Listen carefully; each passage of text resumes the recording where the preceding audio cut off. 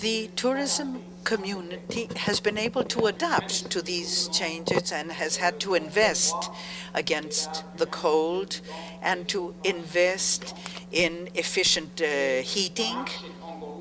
And this is a long way, we have a long way to go, as Mr. Jeffrey Littman said, because we would have to try to see the simulation of the climate as we have the dome for ski in Dubai, the ocean dome for Japan, and both have created an artificial climate next to a wonderful beach.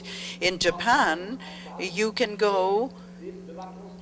immediately go and you can have tropical vacations like in Cartagena or in the Alps. For many years, ever since I was an adolescent, we can see that the climate has changed.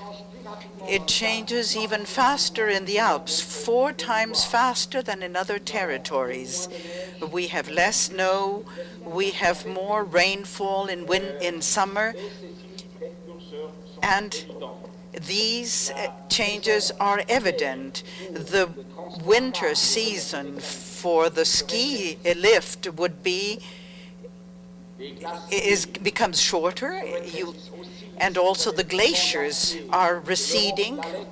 La Lèche, the greatest glacier in Europe, is now less deep, less long. The permafrost is thawing.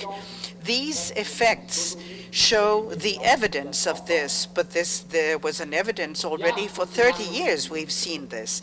There's a future scenario, a study by OECD, and if we take the warming by 2%, which has been foreseen according to the forecast of ICCC of reaching 2% in 2050, even with countermeasures, we can see that of the 666 destinations in the Alps at ski resorts, at least 444 will only survive economically.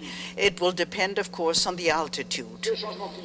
This climate change is not only a trend amongst others, but it is an important trend even today within the context of the global competition for tourism. And we see tourism receding in the best sites.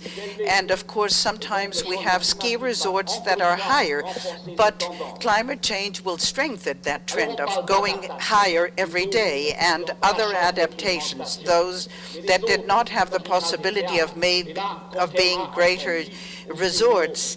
And contrary to what we hear sometimes, I don't think these stations, they will probably lose a profitable amount of tourism, and tourism will have to be replaced by forests, will start going down in the mountains. And so what can we do? In order to fight climate change, this is expensive. The ski resorts have these facilities.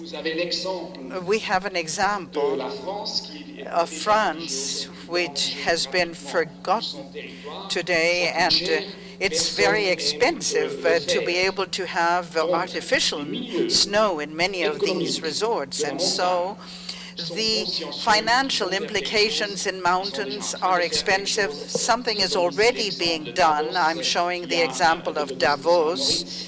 In St. Moritz, there's the Hotel Palace.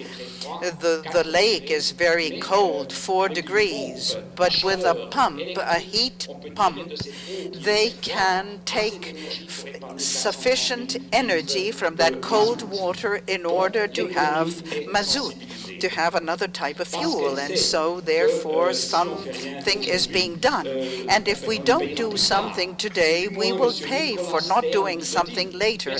Mr. Nicolas Stern has said, and as an economist we can maybe argue, because if the costs increase, but at least the error cost will decrease. And we must do something, but the measures that are being taken now are like an assurance for life in the future. Therefore, I think it is worthwhile doing something now. The area of the Alps really doesn't, maybe the greenhouse gas 0.34%. It's not a great effect of greenhouse gases.